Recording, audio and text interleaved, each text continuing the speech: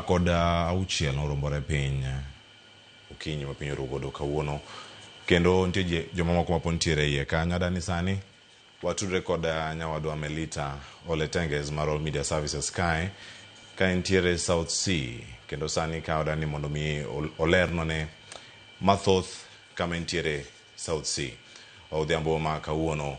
Melita Oletenges, it's been more than 10 hours since the search and rescue efforts commenced on the site where you are this evening, and a multi-agency team that has been coordinating the efforts to save the lives of the 4 people who are believed to be under the rubble.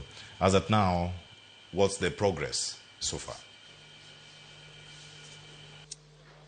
Erokamano Cleophas, and good evening to you. Well, it is right, as you've put it, it has been more than 10 hours of search and rescue for 4 people who are feared to be trapped inside a 16-story building that collapsed here in South Sea, Mokwamo Avenue, to be precise, in the wee hours of the morning at 4:05 precisely, according to eyewitnesses. And so far, we've had the rescue team here, led by the National Disaster Management, and of course the county team, the Red Cross, and also Kenya Defence Forces are pitching camp here to try and get through the rubble and the debris that is what is remaining of the 16-story building.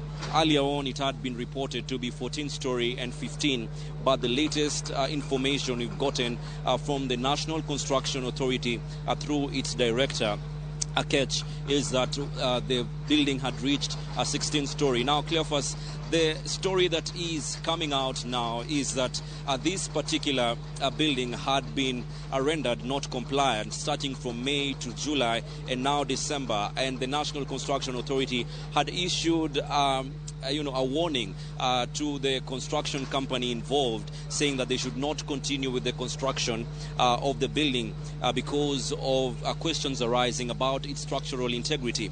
And now, barely 1 month since the last check, or even 3 weeks since the last check, the building has come tumbling down and affecting so many people living around this area in South Sea.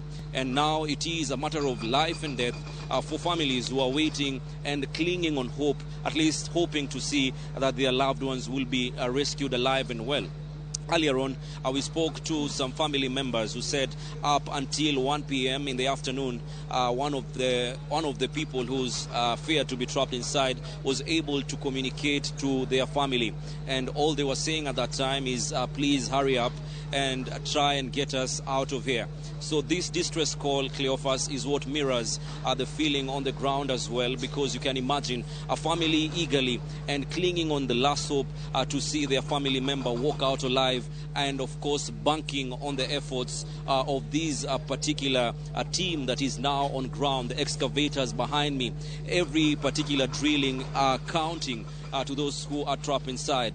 And of course, now we also have reports that the adjacent building, was just adjacent to this building that has collapsed.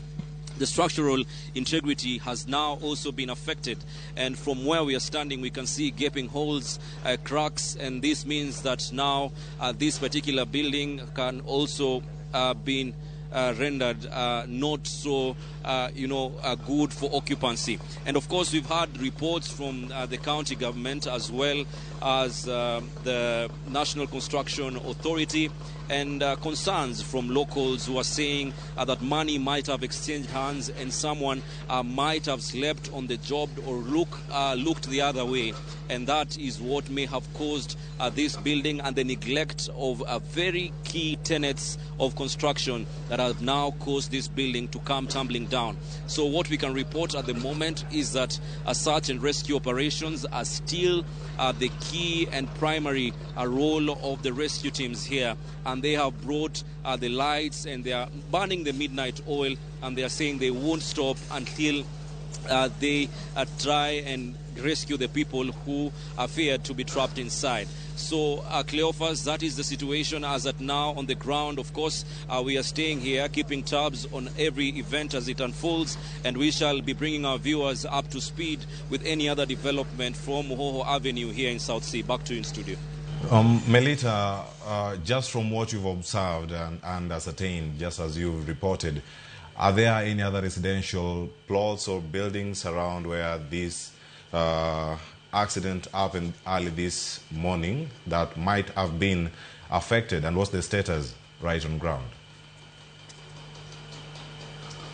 Well, luckily, Cleophas, there are no residential buildings that were affected directly. And at the moment of that incident, there were two vehicles here, cab hailing vehicles, that were just near the vehicle that, or rather the building that collapsed. And those people, we are told, managed to get to safety on time. And it's only the people who worked inside the building, particularly watchmen, that were unfortunate and were not able to get out of the building.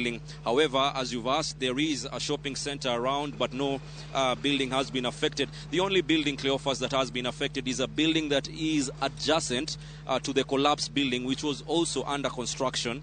And now we can see some, I think, from the third to fourth floor of that particular building, it has also been affected. There are holes, there are cracks there, and we've had an assessment from the National Construction Authority as well, who are here early on the ground, and they are saying that now that building, the structural integrity has also been affected. It is not safe for the construction to continue. And so we are waiting for the orders to follow from the National Construction Authority.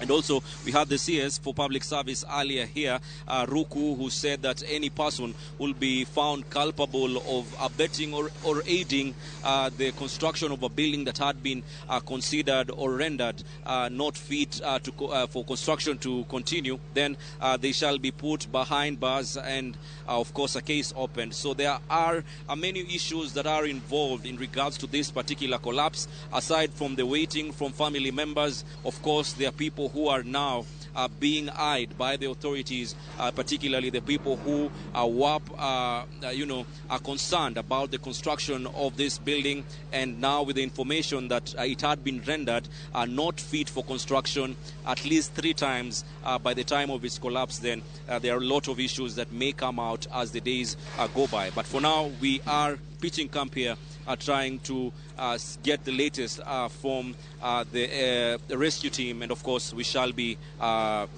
informing our viewers as it unfolds. Back to you in studio.